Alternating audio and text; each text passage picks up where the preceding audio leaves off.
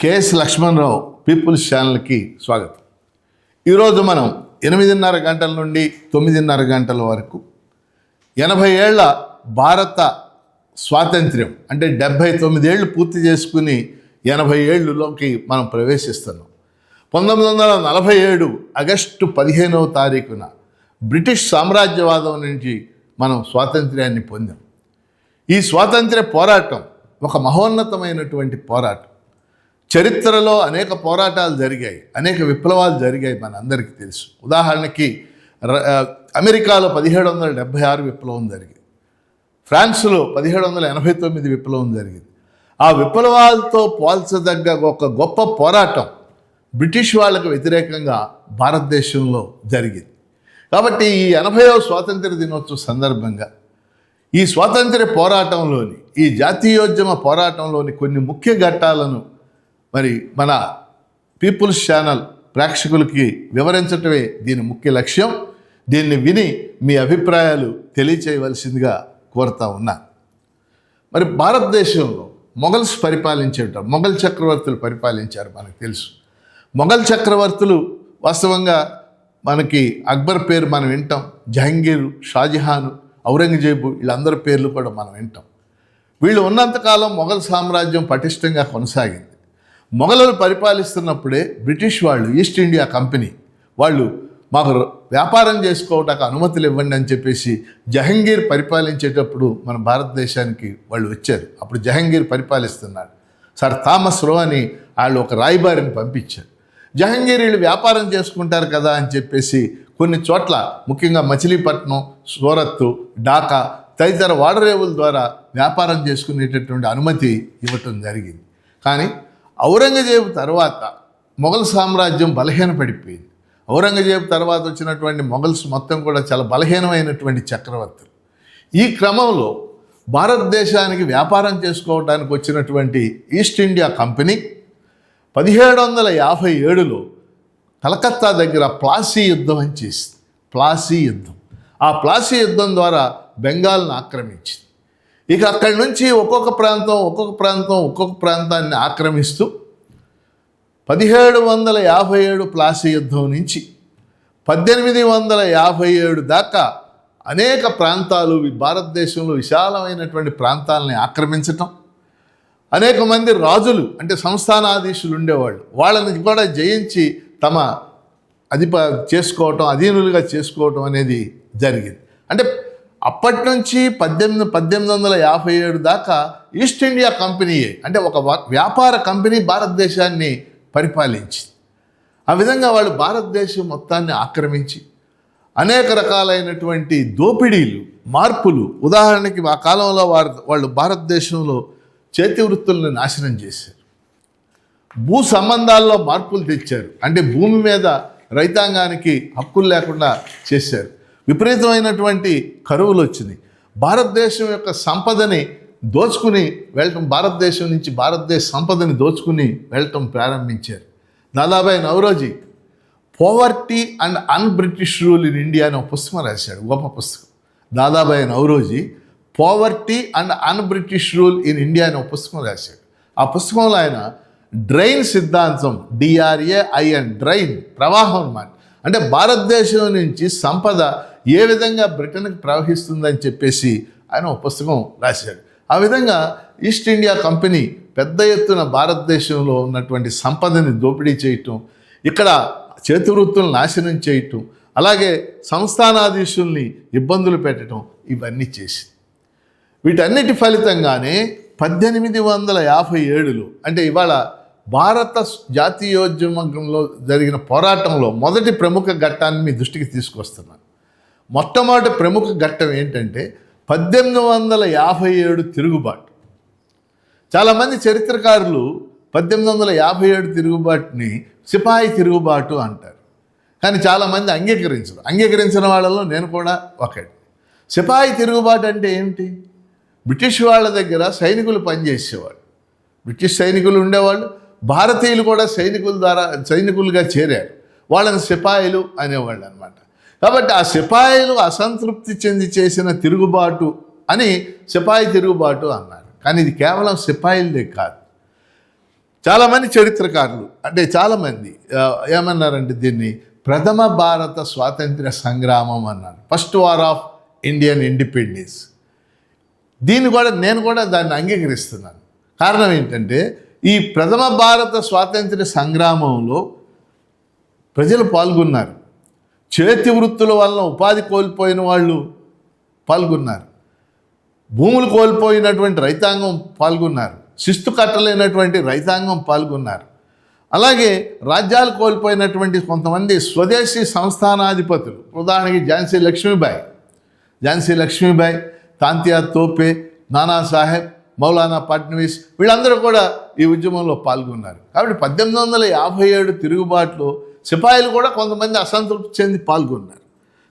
సిపాయిల యొక్క వేతనాలు తక్కువగా ఉండటం, వాళ్ళని బ్రిటిష్ అధికారులు అవమానకరంగా చూడటం, ఆవు కొవ్వు పంది కొవ్వు అనేటటువంటి తోటాలు వాడేవాళ్ళు, ఆ తోటాలు కొరికి వాడాల్సి వచ్చింది. ఆవు కొవ్వు పంది కొవ్వు దానికి సిపాయిలకి ఇష్టంగా ఉండేది కాదు. సో ఈ అన్ని కారణాలు కలిసి 1857 తిరుగుబాటు, ప్రథమ భారత స్వాతంత్ర సంగ్రామం పెద్ద ఎత్తున జరిగింది. వాస్తవంగా బ్రిటిష్ వాళ్ళు వణికారు ఆ తిరుగుబాటు, మనం ఓడిపోతాము అని ఒక దశలో కూడా భావించారు. కానీ బ్రిటిష్ వాళ్ళకున్న ఆయుధాలు, పిరంగులు, తుపాకులు, వాళ్ళకున్న వైర్లెస్, అప్పటికే రైళ్ళు వచ్చినాయి, రైళ్ళ ద్వారా ఒక చోటకి సైన్యాన్ని సమకూర్చడం, వీటన్నిటి వల్ల తిరుగుబాటు అణచివేయబడింది. కానీ ఈ తిరుగుబాటు వల్ల జరిగింది ఏంటంటే అప్పటి వరకు ఈస్ట్ ఇండియా కంపెనీ అధీనంలో ఉన్నటువంటి భారతదేశ పాలన బ్రిటిష్ రాజ్యానికి వెళ్ళిపోయింది. అంటే బ్రిటిష్ రాణి కిందకి క్వీన్ విక్టోరియా అంటాం, విక్టోరియాస్ ప్రొక్లమేషన్ అంటారు, విక్టోరియా రాణి ప్రకటన. అంటే ఇంకా నుంచి భారతదేశ పాలన మేము స్వీకరిస్తున్నామని క్వీన్ విక్టోరియా ప్రకటించింది. కాబట్టి మొట్టమొదటి అంశం ఏంటంటే ప్రథమ భారత స్వాతంత్ర సంగ్రామం ఎంత గొప్పగా జరిగిందో, అనేక మంది వ్యక్తులు పాల్గొన్నారు, వేలాది మంది పాల్గొన్నారు. అయినప్పటికీ అణచివేతకు గురవటం కారణం ఏంటంటే అప్పటికే బ్రిటిష్ వాళ్ళు అధునాతనమైనటువంటి ఆయుధాలు కలిగి ఉన్నారు. తిరుగుబాటుదారులకి అటువంటి ఆయుధాలు కానీ, అటు సౌకర్యాలు కానీ, ఒక కేంద్రీకృత నాయకత్వం కానీ తిరుగుబాటుదారులకు లేకపోవటం ఆ తిరుగుబాటు ఓటమి చెందటానికి ప్రధానమైనటువంటి కారణమని మనం గమనించాలి. ఆ తర్వాత రెండో అంశం మనం తెలుసుకోవాల్సినటువంటిది, భారతదేశంలో బ్రిటిష్ వాళ్ళు ప్రవేశపెట్టినటువంటి కొన్ని అంశాల వల్ల, ఉదాహరణకు వాళ్ళు రైళ్లు ప్రవేశపెట్టడం వల్ల ప్రజల్లో మొబిలిటీ పెరిగింది. ఇంగ్లీషు విద్యను ప్రవేశపెట్టారు. ఇంగ్లీషు విద్యను చదువుకోవటం వల్ల భారతీయుల్లో కూడా కొత్త భావాలు, కొత్త వికాసం ప్రారంభమైంది. పత్రికలు ప్రవేశపెట్టారు. అలాగే యూనివర్సిటీలు మొట్టమొదటిసారిగా 1857లో భారతదేశంలో, ఆధునిక భారతదేశంలో మొట్టమొదటి 3 యూనివర్సిటీలు, కలకత్తాలో ఒకటి, బొంబాయిలో ఒకటి, మద్రాసులో ఒకటి, మొట్టమొదటి 3 యూనివర్సిటీలు కూడా స్టార్ట్ అయినాయి. అట్లాగే జ్యుడిషియరీ వ్యవస్థని ప్రవేశపెట్టారు. వీటన్నిటి వల్ల భారతీయుల్లో ఒక కొత్త వికాసం ప్రారంభమైంది. ఆ వికాసం వలన భారతదేశంలో అనేక మంది సంఘ సంస్కర్తలు, వాళ్ళు స్వాతంత్ర సమరం కోసం వాళ్ళు ఏం పోరాడలేదు, కానీ సంఘంలో ఒక మార్పు రావాలి, సమాజంలో ఒక నూతన వికాసం రావాలి అని చెప్పేసి ఉద్యమాలు ప్రారంభించారు. ఉదాహరణకి జ్యోతిరావు పూలే, మహారాష్ట్రలో జ్యోతిరావు పూలే, ఆయన భార్య సావిత్రిబాయి పూలే చాలా పెద్ద ఎత్తున సంఘ సంస్కరణలు పూనుకున్నారు. చదువుకోవాలి, అందరూ బాలికలు కూడా చదువుకోవాలి, పేదలు కూడా చదువుకోవాలి, అణచివేతకు గురైన వర్గాలు కూడా చదువుకోవాలని చెప్పేసి సావిత్రిబాయి పూలే అయితే బాలికల కోసం దేశంలో మొట్టమొదటి పాఠశాల స్థాపించింది. అట్లాగే రాజా రామ్మోహన్ రాయ్ కలకత్తాలో బ్రహ్మ సమాజం అని చెప్పేసి స్థాపించి ఆయన సతీ సహగమనం మొదలైనటువంటి చెడులకు వ్యతిరేకంగా పెద్ద పోరాటం చేశారు. భారతీయులు మ్యాథ్స్ నేర్చుకోవాలి, సైన్స్ నేర్చుకోవాలి, ఇలాంటి సబ్జెక్ట్స్ నేర్చుకుని అధునాతనం చెందాలని చెప్పేసి ఆయన కొన్ని ఉద్యమాలు చేసేది. అట్లాగే బెంగాల్లోనే ఈశ్వర్ చంద్ర విద్యాసాగర్, ఆయన కూడా ప్రముఖ సంఘ సంస్కర్తగా ఆయన పేరు పొందాడు. అట్లానే పంజాబ్లో ఆయన దయానంద సరస్వతి, 1875లో దయానంద సరస్వతి ఆయన ఆర్య సమాజం అని స్థాపించాడు. అలాగే మహారాష్ట్రలో ఆత్మారాం పాండురంగ అని చెప్పేసి ఆయన ప్రార్థనా సమాజాన్ని స్థాపించాడు. అంటే ఇవన్నీ కూడా సంఘ సంస్కరణలకు సంబంధించినటువంటి ప్రధానమైనటువంటి అంశాలు. వీటి వల్ల ఏం జరిగింది? వీటి వల్ల భారతీయుల్లో ఒక నూతన ఆలోచన విధానం, ఒక నూతన ఉత్తేజం, ఒక ఆలోచనలు విస్తృతంగా ఆలోచించటం, మన సంఘం ముందుకెళ్ళాలి, మన సమాజం ముందుకెళ్ళాలి అనేటటువంటి ఆలోచన రావటం, ఇవన్నీ కూడా జరిగినాయి అనేది ఈ రెండో అంశం మీ దృష్టికి తీసుకొస్తుంది. మూడో అంశం భారత జాతీయ కాంగ్రెస్ ఏర్పాటు. ఎందుకంటే భారతదేశంలో అనేక మంది జాతీయోద్యమం కోసం, స్వాతంత్ర్యం కోసం పోరాటం చేసినప్పటికీ జాతీయోద్యమ పోరాటంలో కీలక పాత్ర పోషించింది మాత్రం జాతీయ కాంగ్రెస్. మిగిలిన అనేక ఉన్నాయి, వాళ్ళ గురించి మీకు తర్వాత చెప్తాను. సో 1885 డిసెంబర్ 28న భారత జాతీయ కాంగ్రెస్ స్థాపించబడింది. తమాషా తెలుసు మీకు, భారత జాతీయ కాంగ్రెస్ బొంబాయిలో సర్ తేజ్పాల్ గోకుల్దాస్ సాంస్క్రిట్ కాలేజీలో ఆ సమావేశం జరిగినప్పుడు 1885 డిసెంబర్ 28న దానికి హాజరైన వాళ్ళు కేవలం 72 మంది కార్యకర్తలు, అంటే 72 మంది డెలిగేట్స్ మాత్రమే హాజరయ్యారు. 72 మంది హాజరయ్యారు. ఆ 72 మంది హాజరై వాస్తవంగా జాతీయ కాంగ్రెస్ ఏర్పడటానికి చొరవ తీసుకున్న వ్యక్తి ఏఓ హ్యూమ్ భారతీయుడు కాదు, ఆంగ్లేయుడు. అంటే దాని మీద రెండు రకాల ఆలోచనలు ఉన్నాయి. ఆయన భారతీయుల మనోభావాలను అర్థం చేసుకుని దాన్ని స్థాపించాడని చెప్పేవాళ్ళు ఒకళ్ళు ఉన్నారు. కాదు, భారతీయుల్లో బ్రిటిష్ వాళ్ళ పట్ల ఆగ్రహం పెరుగుతుంది, ఆ ఆగ్రహానికి అరికట్టడానికి, సేఫ్టీ వాల్వ్గా వ్యవహరించడానికి ఈ కాంగ్రెస్ స్థాపన తోడ్పడుతుంది, దాని ద్వారా డిమాండ్స్ ముందుకు తీసుకెళ్ళొచ్చు, అందుకని స్థాపించాడు అని చెప్పారు. ఏదేమైనా భారత జాతీయ కాంగ్రెస్ 1885 డిసెంబర్ 28న అది స్థాపించబడింది. కాబట్టి ఆ తొలి దశలో జాతీయ కాంగ్రెస్ స్థాపించినటువంటి తొలి దశలో జాతీయ కాంగ్రెస్ స్థాపన తొలి దశలో అక్కడ మితవాదులు, అతివాదులు అని చెప్పేసి ప్రముఖ పాత్ర పోషించారు. తొలి దశలో కాంగ్రెస్ ఏమి స్వాతంత్ర్యాన్ని కోరలేదు. అక్కడ ఎవరు ప్రముఖులు? మనకు చాలామంది గొప్ప వాళ్ళందరూ కూడా. గోపాలకృష్ణ గోఖలే ఒక నాయకుడు, ఆయన గొప్ప వ్యక్తి, ఆయన బాగా చదువుకున్నాడు. గోపాలకృష్ణ గోఖలే, కేశవచంద్ర సేన్, మహదేవ గోవింద రనడే పేరు మీరు అందరూ కూడా వినుంటారు. సురేంద్రనాథ్ బెనర్జీ, ముఖ్యంగా Dadabhai Naoroji, father of Indian national movement అంటారు. అంటే grand old man of Indian national movement అంటారు. ఫాదర్ కూడా కాదు, గ్రాండ్ ఓల్డ్ మ్యాన్.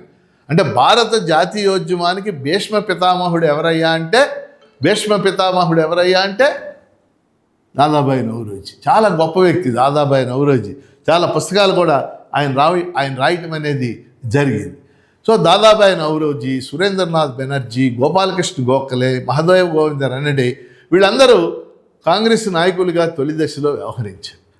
వాస్తవంగా వీళ్ళని అప్పట్లో మితవాదులు అన్నారు. ఎందుకని మితవాదులు అన్నారంటే వీళ్ళు స్వాతంత్ర్యాన్ని కోరలేదు. కొత్తగా ఏర్పడింది సంస్థ, ఇంకా స్వాతంత్ర్యాన్ని కోరే శక్తి కూడా దానికి తెలియదు. కేవలం కొన్ని డిమాండ్స్. వాస్తవంగా దాన్ని ఒక సూత్రంలో చెప్పాలంటే ప్రేయర్, పిటిషన్, ప్రొటెస్ట్. అంటే ఏం కోరేవాళ్ళు వీళ్ళు? మా భారతీయులకి ఇంకా ఎక్కువ ఉద్యోగాలు ఇవ్వాలి, మా భారతదేశంలో పరిశ్రమలు పెట్టాలి, మా భారతీయులకు పరిపాలనలో ఎక్కువ అవకాశాలు కల్పించాలి, ఇలాంటి డిమాండ్లు చేసి అవి నెరవేరటానికి కూడా ప్రార్థించటం, అమ్మ మా డిమాండ్లు నెరవేర్చండి. పిటిషన్, దరఖాస్తు పెట్టడం, మా డిమాండ్లు నెరవేర్చండి. ప్రొటెస్ట్, నిరసన తెలియచేయటం. ఇంతవరకు మాత్రమే వాళ్ళు చేసేవాళ్ళు. అందుకనే వాళ్ళని మితవాదులు అన్నారు. అంటే అతివాదులు వచ్చారు కాబట్టి వాళ్ళు మితవాదులు అయ్యారు. కానీ అందరూ గొప్ప నాయకులు, మనం గుర్తుపెట్టుకోవాల్సిన విషయం. చాలా గొప్ప నాయకులు. దాదాబాయి నౌరోజీ, సురేంద్రనాథ్ బెనర్జీ, గోపాలకృష్ణ గోఖలే ఆ రోజుల్లోనే ఆయన పార్లమెంట్లో భారతీయులందరికీ సార్వత్రిక విద్య నేర్పాలి అనే బిల్లు ప్రవేశపెట్టాడు. ఇప్పుడు మాట్లాడుతున్నాం సార్వత్రిక విద్య గురించి. ఇప్పటికీ మనం సాధించలేదు నిజం చెప్పాలంటే, కానీ ఆ రోజుల్లోనే ఆయన బిల్లు ప్రవేశపెట్టాడు. అలా ఉద్యమం వాళ్ళు చేస్తూ ఉండేవాడు. 1905లో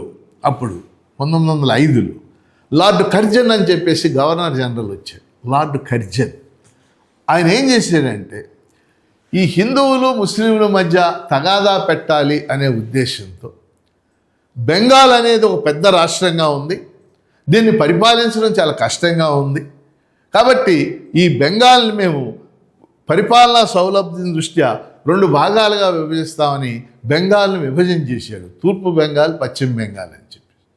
అంటే వాస్తవంగా చరిత్ర ఎంత గొప్పదో మీరు అర్థం చేసుకోవాలి. ఆ తూర్పు బెంగాలే తర్వాత తూర్పు పాకిస్తాన్ అయ్యి, ఆ తూర్పు పాకిస్తాన్ ఇప్పుడు బంగ్లాదేశ్ అనమాట. ఇప్పుడు మన వైపు ఉన్నటువంటి బెంగాల్ పశ్చిమ బెంగాల్ అనమాట. అంటే ఆ రోజు ఆ చీలికి పునాది అక్కడే పడింది. ఏదేమైనా 1905లో కజ్జన్ బెంగాల్ని విభజన చేసి ఆయన ఒక ఉద్దేశంతో చేశాడు. ఎందుకంటే హిందువులు ముస్లింల మధ్య గ్యాప్ తేవాలి. ఎందుకంటే వెస్ట్ బెంగాల్ వైపు హిందువులు ఎక్కువ ఉన్నారు, ఈస్ట్ బెంగాల్ ఇప్పుడు ఉన్న వైపు ముస్లింలు ఎక్కువ ఉన్నారు, వీళ్ళకి తగాదా పెట్టాలని బెంగాల్ విభజన చేశాడు.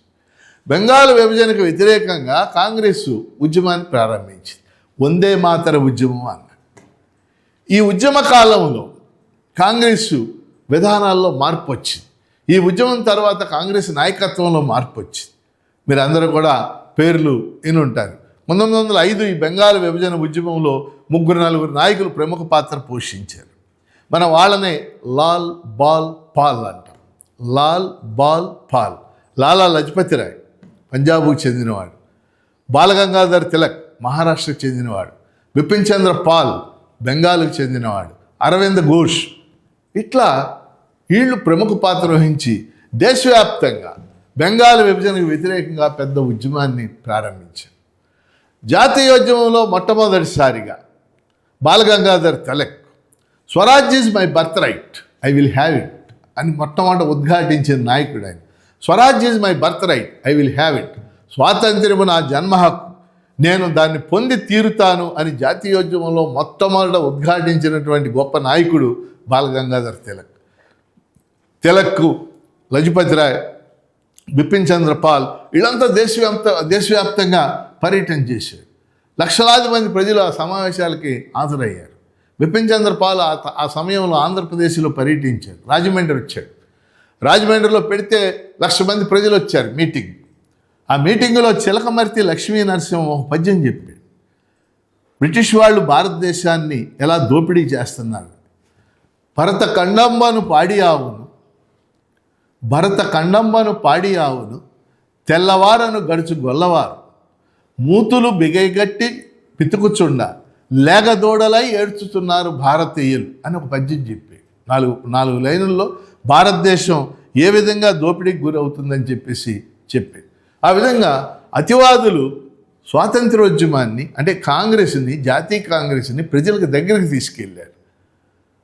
మధ్యతరగతి వర్గం పెద్ద ఎత్తున పాల్గొనేటటువంటి ఒక పరిస్థితి ఏర్పడింది. ఈ ఉద్యమం దృష్ట్యానే 1911లో తిరిగి బెంగాల్ని రీయునైట్ చేశారు. అంటే బెంగాల్ విభజనని రద్దు చేసి ఇక బెంగాల్ ఒకటిగానే ఉంటుంది అని చెప్పేసి వాళ్ళు ప్రకటించడం అనేది జరిగింది. ఇక్కడ ఇంకో విషయాన్ని కూడా మనం తెలుసుకోవాలి. జాతీయోద్యమంలో మొదటి నుంచి కూడా విప్లవకారులు పాల్గొంటూ వచ్చారు. అంటే కాంగ్రెస్తో వీటితో సంబంధం లేకుండా విప్లవకారులు ఉండేవాళ్ళు.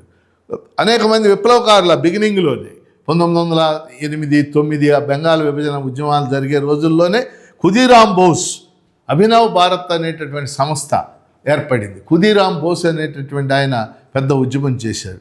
అలాగే మేడం కామా వాళ్ళు పెద్ద ఉద్యమాన్ని చేశారు. వీటన్నిటికంటే ముఖ్యమైన సంఘటన ఒకటి మీకు చెప్తాను.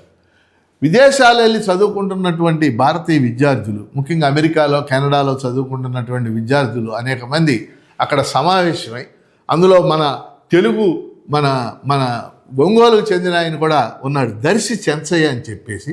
అలాంటి వాళ్ళు అందరూ సమావేశమై గదర్ పార్టీ అని స్థాపించారు.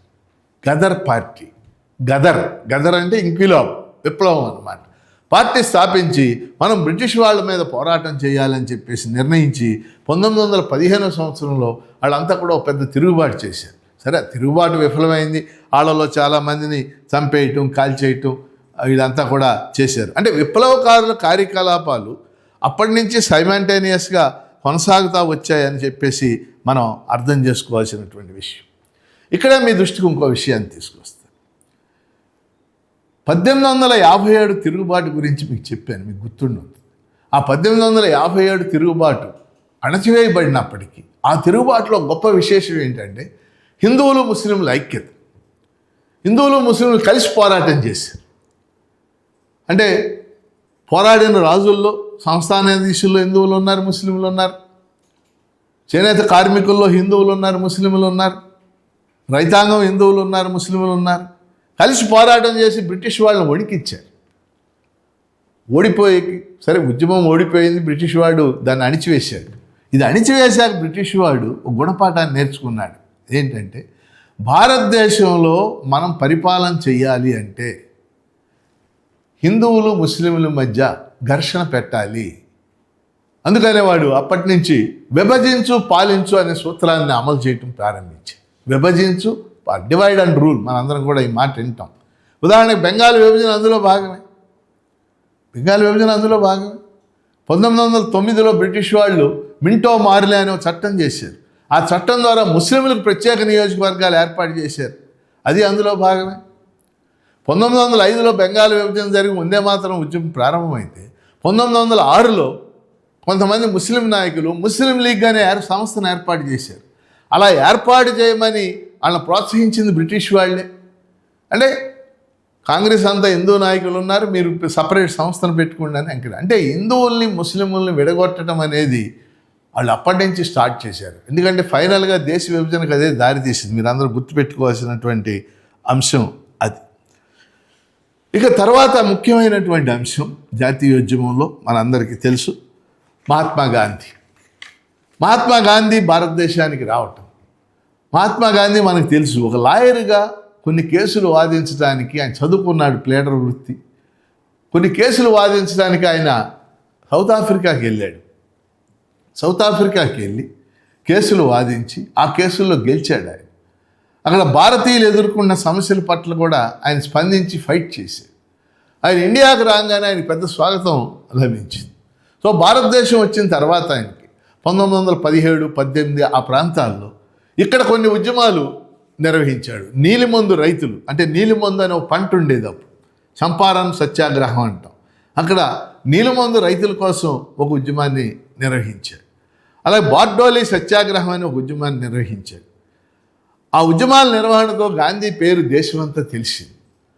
ఆ సమయానికి కాంగ్రెస్లో అంతకుముందున్న నాయకత్వం, తిలక్ వీళ్ళందరూ కూడా వాళ్ళు ఓల్డ్ అయిపోవటం ఇదంతా కూడా జరిగింది.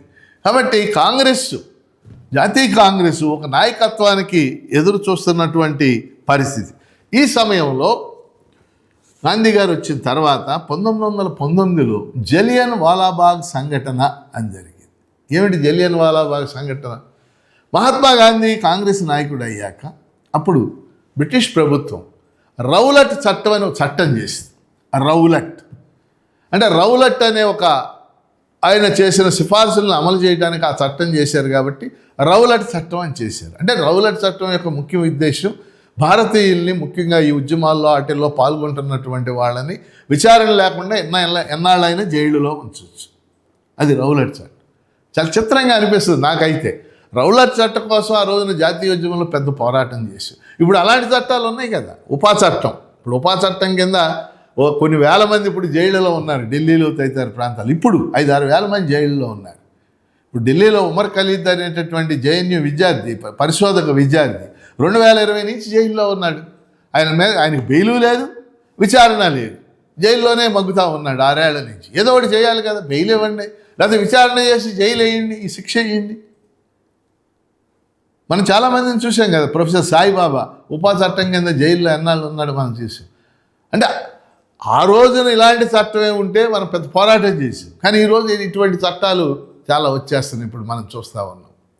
కాబట్టి ఆ రోజున రౌలట్ చట్టానికి వ్యతిరేకంగా గాంధీ గారు హర్తాళ్ జరపమని చెప్పేసి, ఆందోళన జరపమని పిలిపిస్తే ఈ జలియన్ వాలాబాగ్ అనేది అమృత్సర్లో ఒక ప్రాంతం అనమాట. అంటే ఒక గార్డెన్ లాంటిది ఇది. అంటే జలియన్ వాలాబాగ్ గోల్డెన్ టెంపుల్కి దగ్గరలోనే ఉంటుంది. మన గోల్డెన్ టెంపుల్ మన అందరికి తెలుసు కదా, గోల్డెన్ టెంపుల్కి దగ్గరలో ఉంటుంది. ఆ గోల్డెన్ టెంపుల్ దగ్గర ఉన్నటువంటి జలియన్ వాలాబాగ్లో ఈ ప్రజలు పెద్ద ఎత్తున కొన్ని వేల మంది సమావేశమై వాళ్ళు మీటింగ్ పెట్టుకున్నారు. రౌలట్ చట్టాన్ని వ్యతిరేకిస్తూ శాంతియుతంగా మీటింగ్ జరుపుకుంటున్నారు. డాక్టర్ సత్యపాల్ అని చెప్పేసి ఆయన నాయకత్వం వహించారు. దీని మీద బ్రిటిష్ వాళ్ళు జనరల్ ఓ డయ్యర్ అని చెప్పేసి బ్రిటిష్ అధికారి పాశవికంగా లాఠీ చార్జ్ అంటే ఓకే, ఆయన కాల్పులు జరిపించారు. మీరు ఎప్పుడైనా వెళ్ళినప్పుడు చూడండి, అమృత్సర్ కనుక వెళ్తే మనం గోల్డెన్ టెంపుల్ ఉంటుంది. గోల్డెన్ టెంపుల్కి దాదాపు 2 కిలోమీటర్స్లో జలియన్ వాలాబాగ్. ఇప్పటికి కూడా గోడల మీద బుల్లెట్ల యొక్క రంధ్రాలు మనకి కనపడతా ఉంటాయి, బుల్లెట్ హోల్స్ మనకు కనపడతా ఉంటాయి. అనేక మంది ఆ తొక్కిడిలో వెళ్ళి అక్కడ బావి ఉంటే బావిలో పడి అనేక మంది కొన్ని వందల మంది చచ్చిపోయారు. జలియన్ వాలాబాగ్ సంఘటన, జలియన్ వాలాబాగ్ ట్రాజడీ అంటాం మనం, ఒక దుర్మార్గమైనటువంటి సంఘటన.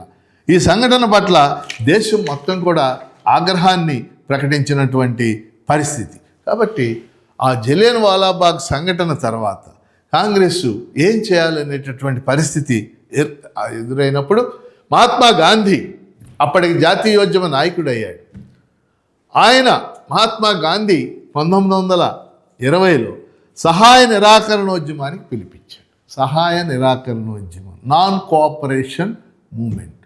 ఇక్కడ మహాత్మా గాంధీ గురించి 2 మాటలు మనం చెప్పుకోవాలి. మహాత్మా గాంధీ కాంగ్రెస్కి తిరుగులేని నాయకుడు. ఆయన దాదాపు 1920 నుంచి 1947 స్వాతంత్ర్యం వచ్చేదాకా కాంగ్రెస్కి ఆయన కమాండర్గా వ్యవహరించాడు. ఆ ఉద్యమాల గురించి సింపుల్గా చెప్తాను మీకు. ఈ ఉద్యమాలన్నీ కూడా పెద్ద ఎత్తున జరిగినటువంటి పరిస్థితి. ఆయన నాయకుడు అంటే కాంగ్రెస్ మనం గుర్తుపెట్టుకోవాల్సింది ఏంటంటే, ఈ వింటున్నటువంటి వాళ్ళందరూ జాతీయోద్యమం అనేటటువంటి ఒక పెద్ద ప్రవాహంలో, పెద్ద నదిలో కాంగ్రెస్ ఒక పెద్ద ప్రవాహం. ఇంకా అనేక ప్రవాహాలు ఉన్నాయి. ఆ ప్రవాహాలన్నీ విప్లవకారులు ఒక ప్రవాహం, భగత్ సింగ్ లాంటి వాళ్ళు ఒక ప్రవాహం, అల్లూరి సీతారామరాజు లాంటి వాళ్ళు ఒక ప్రవాహం, సుభాష్ చంద్రబోస్ లాంటి వాళ్ళు ఒక ప్రవాహం, కమ్యూనిస్టులు ఒక ప్రవాహం, అంబేద్కరిస్టులు ఒక ప్రవాహం, అట్లానే ట్రేడ్ యూనియనిస్టులు అంటే కార్మిక సంఘాలు ఒక ప్రవాహం, రైతు సంఘాలు, రైతు ఉద్యమాలు ఒక ప్రవాహం. వీళ్ళందరి ఉద్యమాలు కలిపితే అది భారత జాతీయోద్యమం అయింది. కానీ ఈ జాతీయోద్యమం అనేటటువంటి ఒక పెద్ద దానిలో కాంగ్రెస్ అనేది ఒక పెద్ద ప్రవాహం. జాతీయ కాంగ్రెస్ ముఖ్య పాత్ర పోషించింది. కోట్లాది మంది ప్రజలను తన వెనకాల సమీకరించి.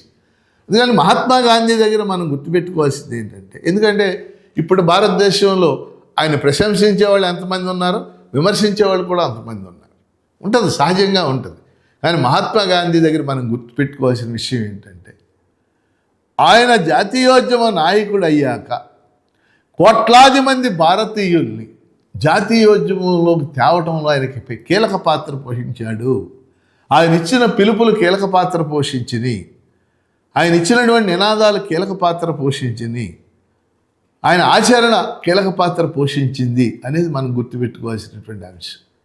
కాబట్టి మహాత్మా గాంధీ కాలంలో ముఖ్యంగా 3 ఉద్యమాలు జరిగాయి. 1920 సహాయ నిరాకరణోద్యమానికి పిలిపించాడు. సహాయ నిరాకరణ అంటే బ్రిటిష్ వాళ్ళకి మనం సహాయ నిరాకరణ చేయాలి, వాళ్ళ కోర్టులను బహిష్కరించాలి, వాళ్ళ పాఠశాలను బహిష్కరించాలి, ఇట్లా పిలుపులు ఇచ్చారు. మనకు కూడా వాళ్ళ పాఠశాలను బహిష్కరించి మన పాఠశాలను మనం పెట్టుకోవాలి, జాతీయ పాఠశాలలు పెట్టుకోవాలి. ఆ విధంగా ఉద్యమంలో మొట్టమొదటిసారిగా అది ఒక మాస్ మూమెంట్గా ప్రజా ఉద్యమంగా జరిగింది. అనేక మంది ఆ ఉద్యమంలో, జవహర్లాల్ నెహ్రూ ఆ ఉద్యమం తరంలో వచ్చాడు, మోతీలాల్ నెహ్రూ ఆ ఉద్యమం సమయంలో వచ్చాడు, సుభాష్ చంద్రబోస్ ఆ ఉద్యమంలో చేరాడు.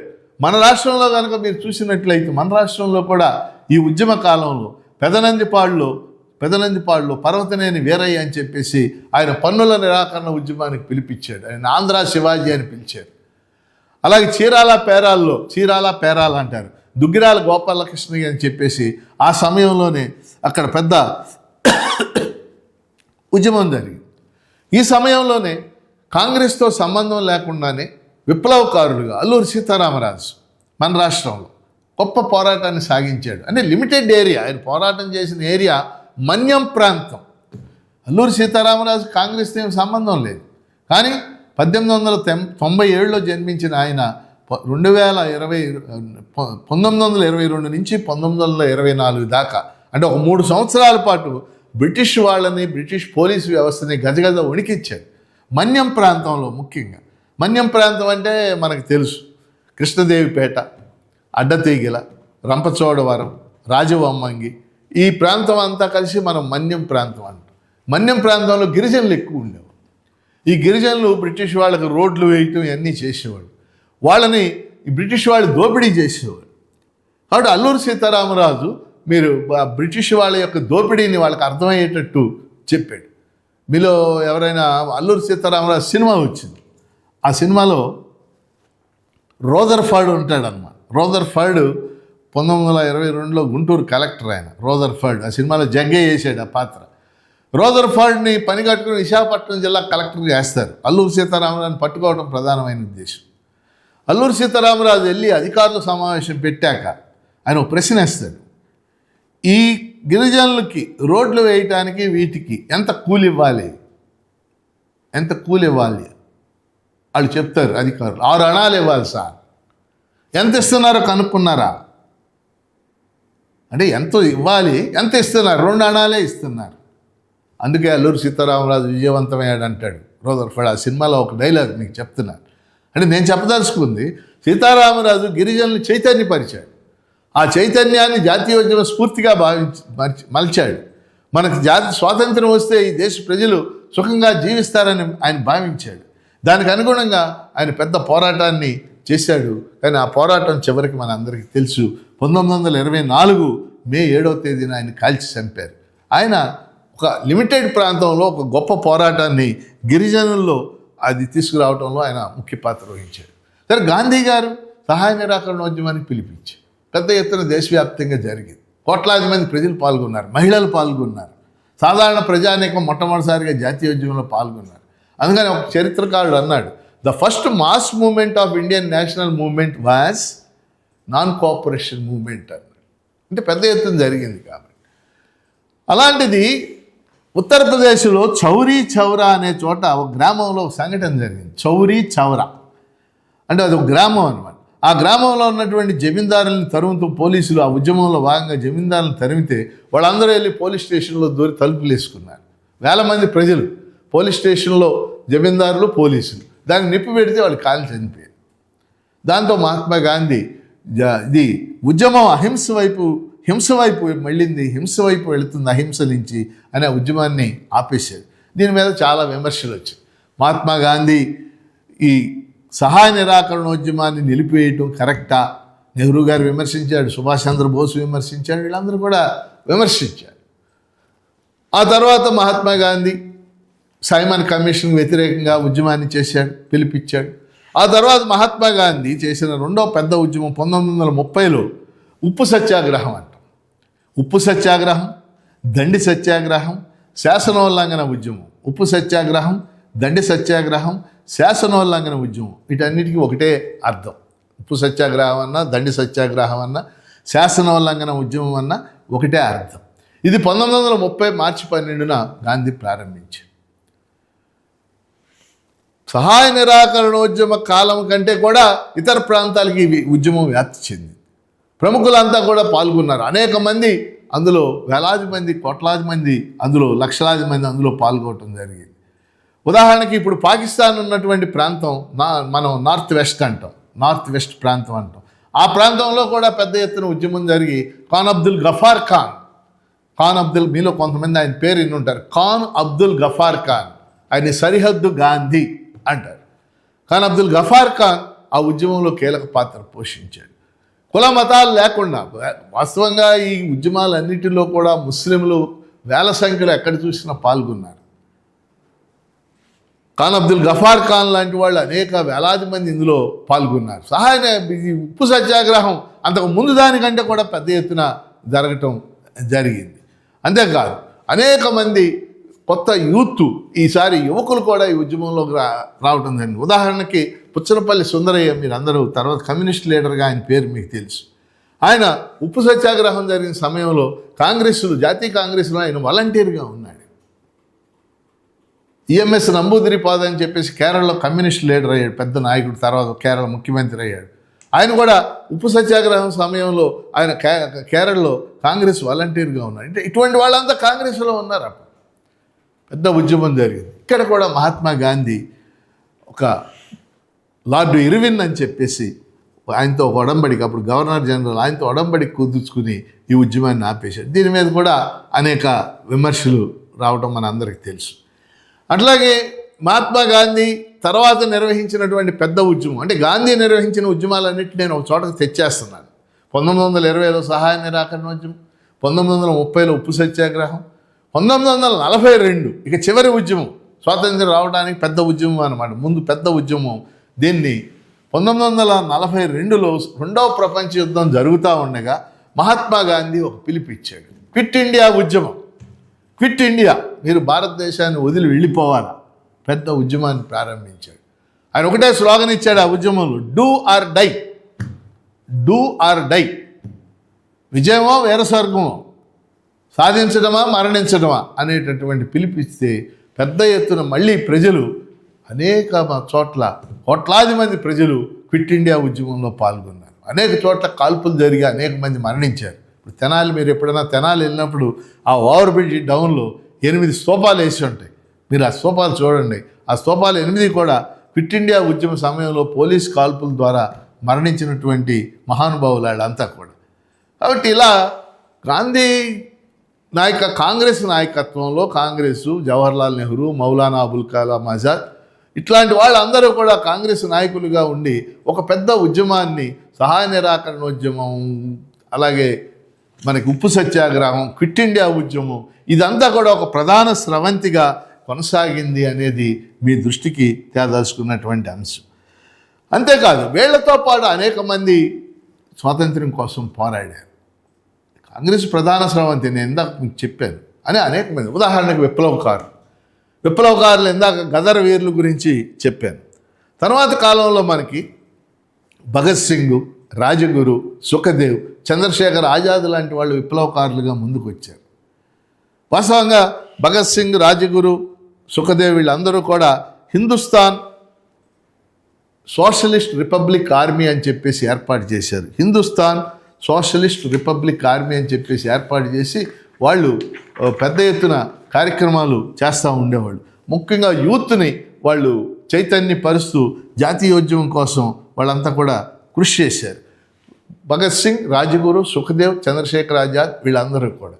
వీళ్ళు ఈ సంస్థ ద్వారా చేసే కార్యక్రమాల్లో భాగంగా 1927-28లో సైమన్ కమిషన్ ఇండియాకు వచ్చినప్పుడు పంజాబ్లో ఆ నిరసన చేశారు.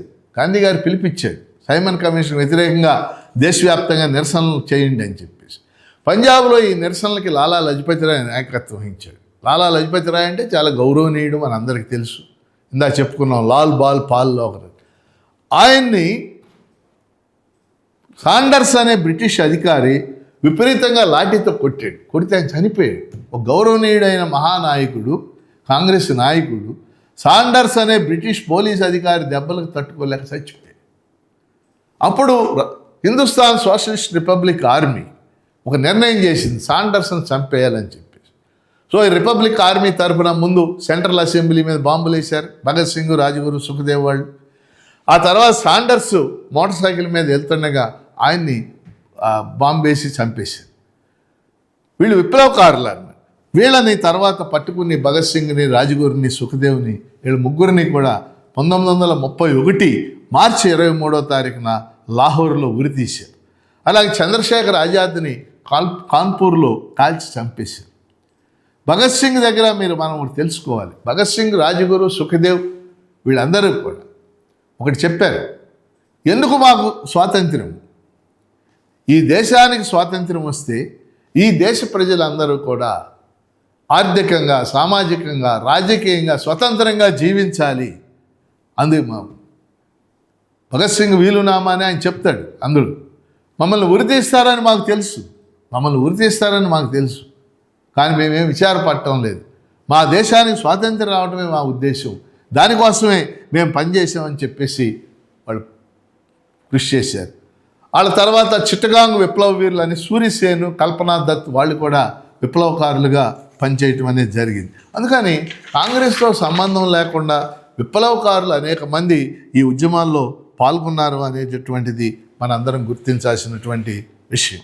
అలాగే ట్రేడ్ యూనియన్స్ అంటే కార్మిక సంఘాలు, భారతదేశంలో కార్మికుల సంఖ్య బాగా పెరిగింది. 1920వ సంవత్సరంలో మొట్టమొదటిసారిగా all India trade union Congress అని స్థాపించారు. All India trade union Congress. ఆ తర్వాత ఇంకా కొన్ని ఐఎన్టీయూసీ లాంటి సంస్థల్ని 1930-31 ఆ తర్వాత స్థాపించారు.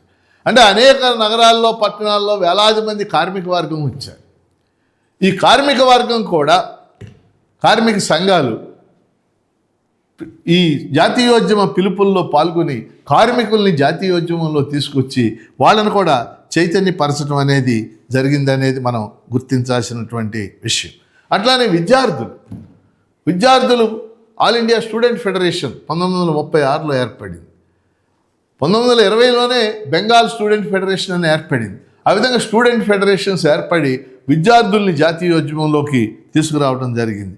అలాగే రైతాంగం పెద్ద ఎత్తున అనేక పోరాటాల్లో పాల్గొంది. 1936లో ఏఐకేఎస్ అని ఏర్పాటు చేశారు. 1936 అంటే కరెక్ట్గా 90 ఏళ్ల క్రితం ఆల్ ఇండియా కిసాన్ సభ. ఈ ఆల్ ఇండియా కిసాన్ సభ ఆధ్వర్యంలో రైతుల హక్కుల కోసం పోరాటాలు చేశారు. జమీందారులకు వ్యతిరేకంగా పోరాటాలు చేశారు. ఈ జమీందారులందరూ కూడా బ్రిటిష్ వాళ్ళ ఏజెంట్లు అన్నమాట.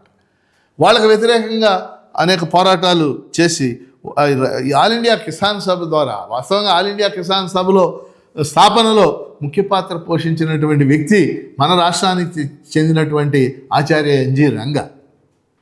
అలాగే అప్పట్లో ముఖ్య పాత్ర పోషించినటువంటి వాళ్ళు నమూద్రిపాద్, సుందరయ్య, వీళ్ళంతా కూడా ముఖ్యమైనటువంటి పాత్ర ఆల్ ఇండియా కిసాన్ సభ స్థాపనలో కానీ ఇతర ఈ యాక్టివిటీస్ని భిన్నమై. ఎందుకంటే తర్వాత సుందరయ్య వీళ్ళంతా కూడా ఉప్పు సత్యాగ్రహం గాంధీ గారు విరమించిన తర్వాత అసంతృప్తితో బయటకు వచ్చేసి కమ్యూనిస్ట్ పార్టీని ఏర్పాటు చేశారు.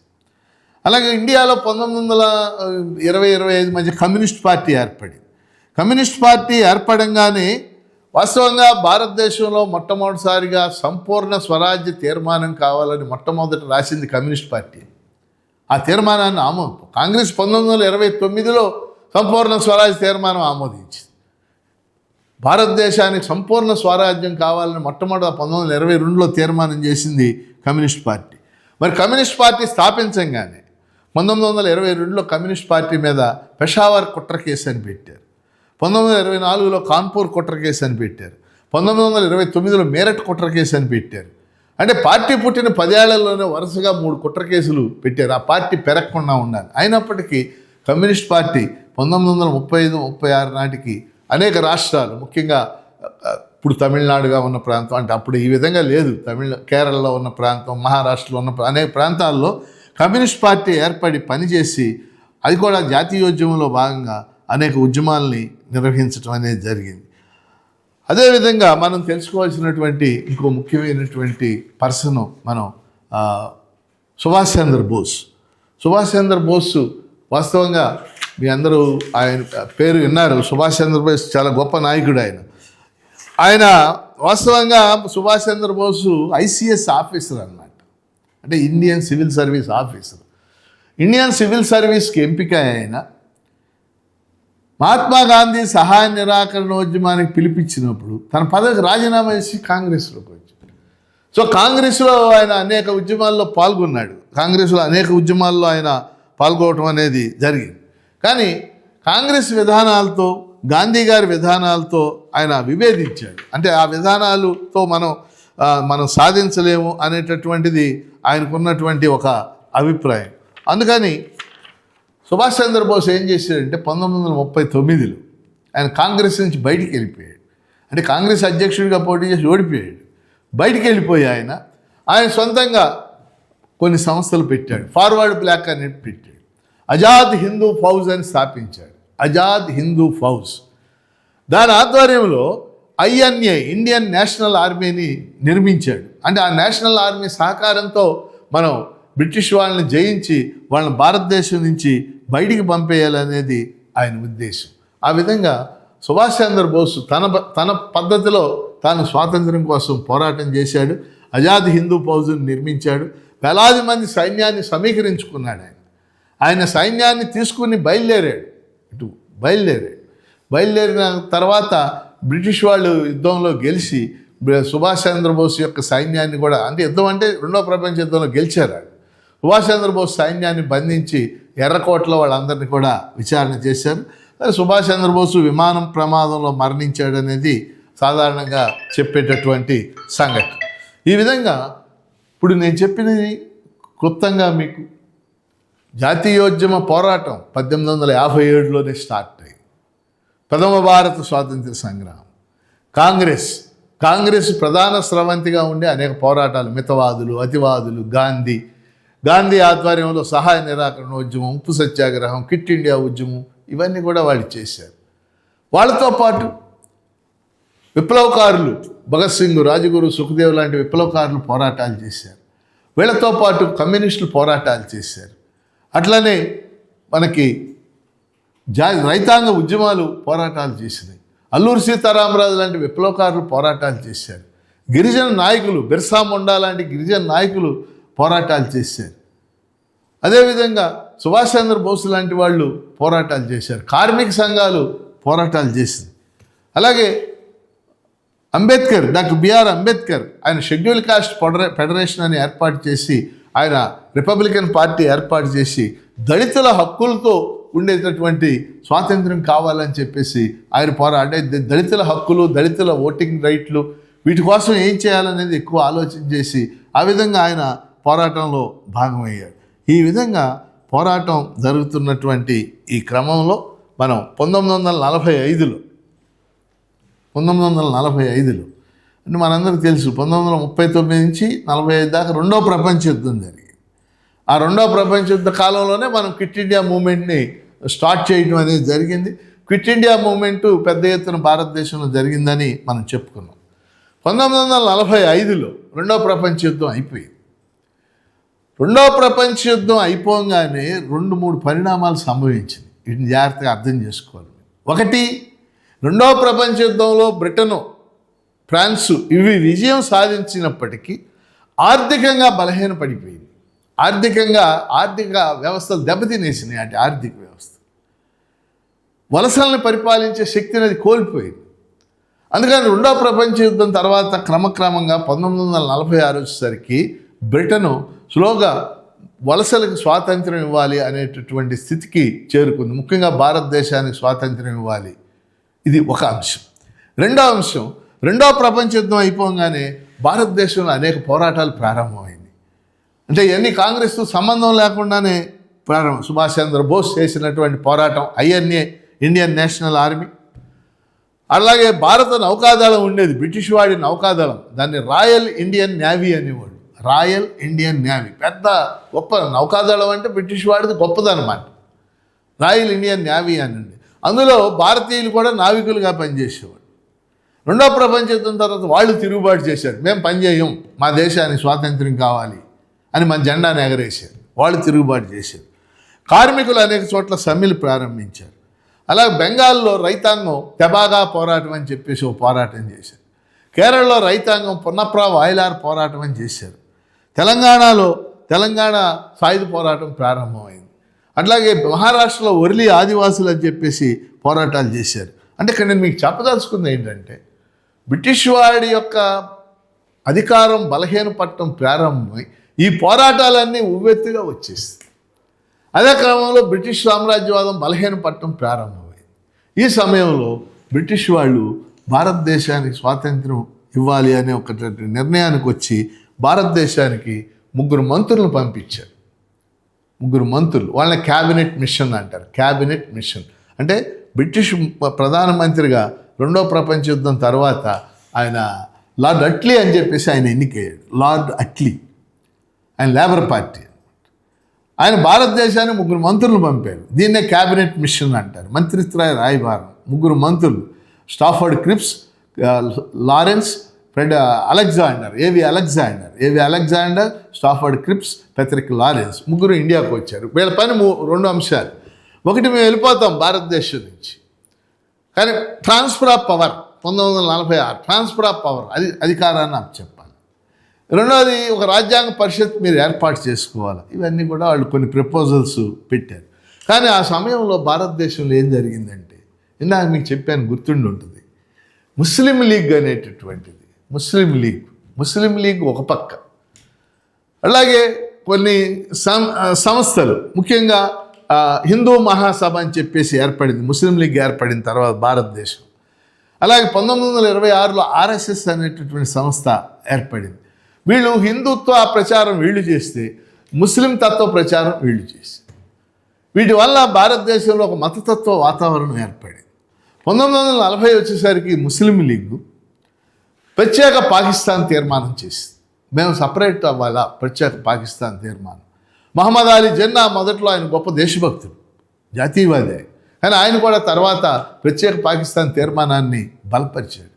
కాబట్టి ప్రత్యేక పాకిస్తాన్ తీర్మానం ఇక్కడ వచ్చింది ఏంటంటే, ఈ క్యాబినెట్ మిషన్ దగ్గర మీరు దేశాన్ని విభజించండి, మాకు సపరేట్ కంట్రీ ఇవ్వండి, దీని మీద చర్చలు అనేకమైన జరిగి చివరికి దేశ విభజనకి అంగీకరించి, దేశ విభజన జరిగి దాన్ని ప్రత్యేక పాకిస్తాన్ తీర్మానాన్ని అంగీకరించి మౌంట్ బాటన్ ప్రకటన అంటారు. మౌంట్ బాటన్ అప్పుడు గవర్నర్ జనరల్. సో నార్త్ వెస్ట్లో కొన్ని ప్రాంతాలతో పాకిస్తాన్ ఏర్పడాలి, పంజాబ్ అనేది రెండుగా మాకు పాకిస్తాన్లో పంజాబ్ ఉంది, ఇప్పుడు ఇండియాలో పంజాబ్ ఉంది, మీ అందరికీ తెలుసు కదా, ఇది తూర్పు పంజాబ్ అని, పాకిస్తాన్లో పంజాబ్ ఉంది. ఆ పంజాబు, సింధ్, బెలూచిస్తాన్, పఖ్తూనిస్తాన్, వీటితో అక్కడ పాకిస్తాన్ ఏర్పడాలి. ఇటు తూర్పు వైపు తూర్పు పాకిస్తాన్, ఈ పాకిస్తాన్ ఆ పాకిస్తాన్ కలిసి పాకిస్తాన్కి ఏర్పడాలని తీర్మానం. అంటే భారతదేశానికి 1947 ఆగస్టు 15 స్వాతంత్ర్యం రావటం ఆనందకరం, ఒక పోరాటం, ఒక 100 ఏళ్ల పోరాటం, స్వాతంత్ర్య పోరాటం ఆనందకరం. కానీ అదే సమయంలో దేశ విభజన ఒక దుఃఖ పరిస్థితుల్లో, అంటే అనేక వేల మంది చంపబడి వలస శరణార్థులుగా మారి ఇటు నుంచి అటు, అటు నుంచి ఇటు వస్తున్నటువంటి పరిస్థితుల్లో దేశ విభజన జరిగి భారతదేశం పాకిస్తాన్ అనే 2 దేశాల విభజన జరిగి స్వాతంత్రం లభించింది. అందుకని ఇప్పుడు నేను చెప్పిన దాని యొక్క ముఖ్యమైనటువంటి ఉద్దేశం ఏంటంటే 2-3 అంశాలు. ఒకటి, ఎన్నో పోరాటాలు చేస్తేనే మనకి స్వాతంత్రం లభించింది. ఎన్నో పోరాటాలు, కొన్ని వేల మంది కాల్చి చంపబడ్డారు, ఆ వ్యక్తుల పేర్లు కూడా మనకు అన్నీ తెలియవు.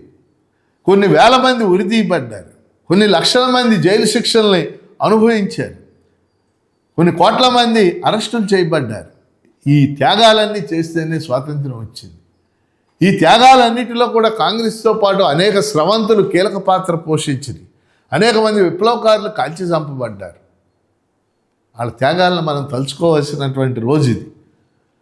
అందుకని ఫైనల్గా నేను చెప్పదలుచుకుంది, అలాగే భారతదేశం స్వాతంత్ర్యం కోసం జాతీయ పోరాటం ఇది. అంటే అన్ని జాతులు, ఈ దేశంలో ఉన్న అన్ని జాతులు, అన్ని కులాలు, అన్ని మతాలు, అన్ని భాషలు, అన్ని ప్రాంతాలకు చెందిన ప్రజలు ఈ ఉద్యమంలో పాల్గొన్నారు. హిందువులు, ముస్లింలు, క్రైస్తవులు, పార్సీలు, సిక్కులు, జైనులు అందరూ పాల్గొన్నారు.